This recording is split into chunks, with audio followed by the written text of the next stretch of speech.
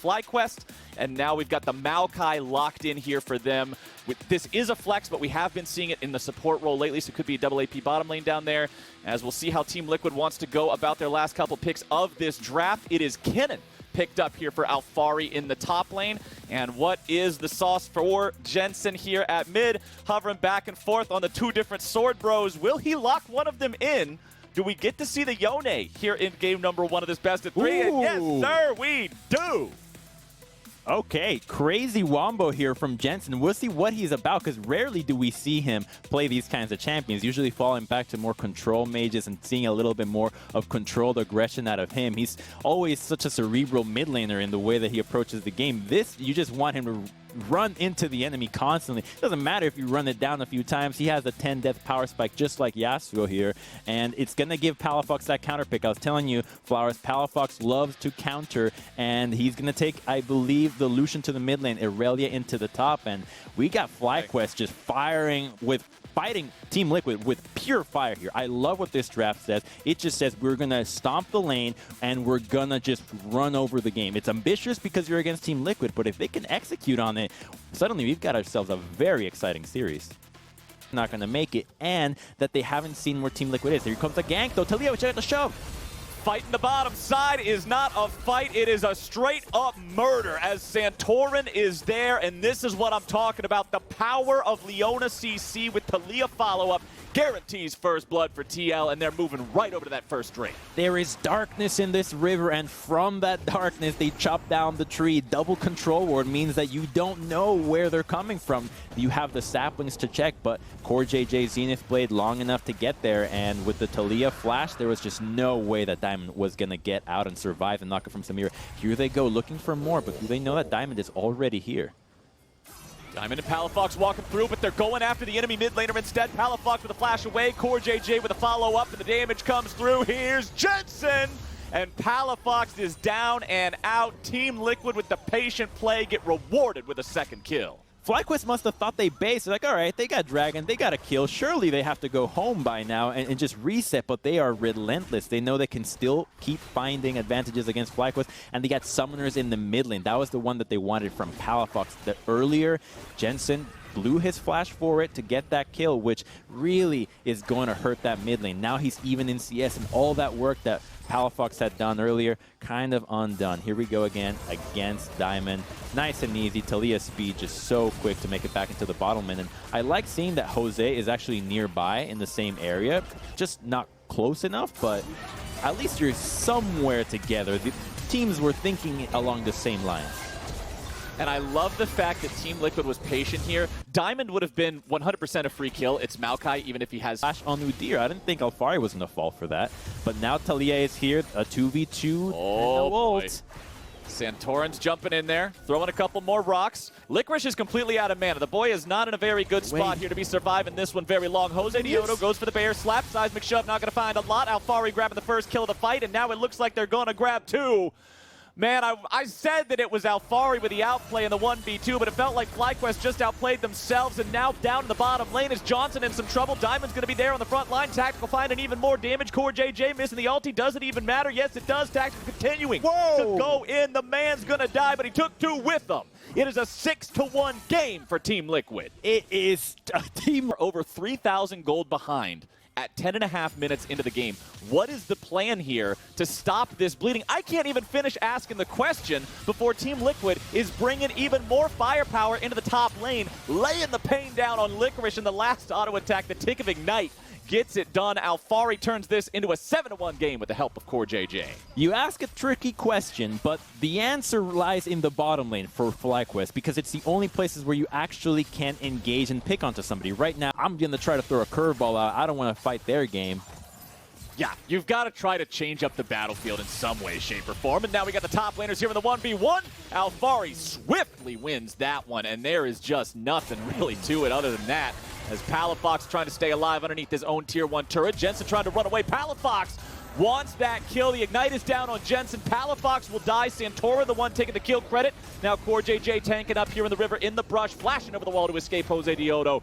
Jensen lives. Palafox was trying to get something. I don't blame him for going for that. He wanted to see if maybe there was a miracle chance to get back into the game a little bit off of that one, but Team Liquid had enough backup to take their opponent down. Santorin's caught. A nice long-range charm from the Seraphine, and Johnson gets the shutdown. A little greedy pathing there, not thinking that the Udyr could path up to the top side for the scuttle, but all said and done, Team Liquid still come up with a giant advantage as Alphari is able to crash that wave, and now CoreJJ has... I know it's his intended trade pattern, but I love watching when Yone separates his spirit from his body, jumps in, throws out 3 abilities, misses 2 of them, and then goes right back to where he started, all within the course of 1 second. It's just... oh, goodbye, Licorice. It was a pleasure knowing you, my friend, but Team Liquid is not having any of this here today. And on the other side of the map, Alphari is doing the same thing to Palafox. FlyQuest loses their solo laners yet again. A combined score of 1 and 7 for the 2 solos. 3 kills. This one is quickly becoming impossible here for FlyQuest. Jensen trying to get away, Diamond going in. Jensen using the ulti as an escape mechanism, and Diamond is now dead, courtesy of the Yone damage. Nice stun coming through from CoreJJ, keeping Jose Diodo in place, or was it? Team Liquid may have baited themselves into a bad fight as FlyQuest is looking for something, but now with the TP coming in, Team Liquid's back on the attack. Johnson tries to continue kiting away, and he finds the damage on the enemy jungler. Santorin is down. Johnson flashes the frog emote, and the Seraphine is now 2 kills further into this game, feeling pretty good about it.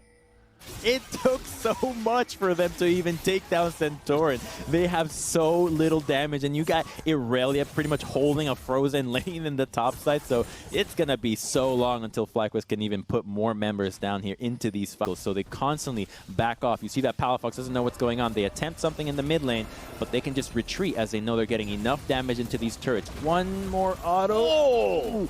Diamond is about to just die. Tactical goes in to finish it off, and Jensen's got the CC to keep his AD carry alive, but only for a second. The shutdown comes through. It's Johnson grabbing that yet again, and he shuts down a couple. CoreJJ trying to find the damage onto Palafox as Team Liquid retreats. Palafox will die off to the enemy support, but FlyQuest has killed off 3, nearly 4. CoreJJ barely getting himself away on this one. Jose Diodo coming around from the side, looking to lock down Alphari. He has to keep on running. Udyr, you can catch up to these guys, but he's got to pose himself the question, does he even want to? They get over the wall with a blast cone. Nobody else from FlyQuest can follow and keep up, and Jose Diodo does not want to overextend here. Smites the Scuttle Crab to get away, and FlyQuest will find themselves some more kills, Crumbs. It ain't over yet. Oh, the classic jungler's dilemma. Because I can does not necessarily mean that I should. Kill that FlyQuest has gotten this game, and I know that it's not correct because he only has 6 total kill participation and there's been 7 kills. But Johnson's ulti has enabled practically everything. I feel like without a Seraphine ult being present, there's just no kills happening. Tactical, what are you doing up there, buddy? Completely alone. Wait. Nobody else on the Team Liquid squad next to him. I know you're Samira. I know the champion does 1v3 wub-wub montage stuff. That's its identity. But you can't just be up there like this. Team Liquid, I'll call it limit testing for the sake of being polite, but this is some really sloppy play in the last few minutes. Yes, limit testing indeed, because it kind of looked close, actually, until the exhaust came out. I was like, wait a minute, does he know something about top laners are 1v1? It's always jungle difference in the top lane, and now you don't even need the Mountain Soul. You just stick to the lanes, just crash these waves, and you can end this game. I like this decision. So many teams would be so much softer in their approach to ending this, but there is no need for more time in this one. You can definitely crash this wave as top super minion is already hitting the Nexus turrets.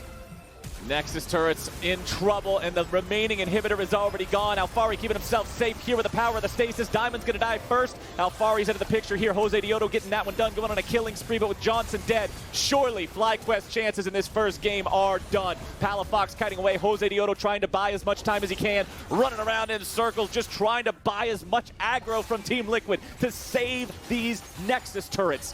The first one's nearly already dead. Jensen jumping in there, using the Q3 for the knock-up on Licorice. He's respawned, but now he's immediately sent back into the spawn platform. That second Nexus turret, man, look at that thing. It's barely hanging on. Palafox and Jose Diodo doing everything they can to defend this one. Jose Diodo going to be chain CC'd. The man's running away, but he will not escape. The secondary damage on Soul Unbound finishes him off, and it is Palafox and Licorice versus FlyQuest will come anywhere near that Baron pit. And now FlyQuest just continues to try to defend their inhibitors. One has respawned there in the top lane, mid lane inhibitor respawning in under 10 seconds. You can see that in the bottom left of your screen. They will try, but they have one shot left. And Team Liquid is 10,000 gold in the lead. Core JJ starting off the fight. Diamond's going to be your target. Diamond already gone. Core JJ tanking up here in the front line. Licorice into the back, looking to find some sort of damage, but the man explodes instantly. Jose Dioto shows up to grab the kill on Core JJ, but considering it's a trade, that means that FlyQuest is out of there. Tactical chasing Palafox all the way back into the fountain. Team Liquid, whether or not they want to pad their stats, it don't even matter. There's your ace. Santorin's going to die to the laser once he becomes vulnerable again.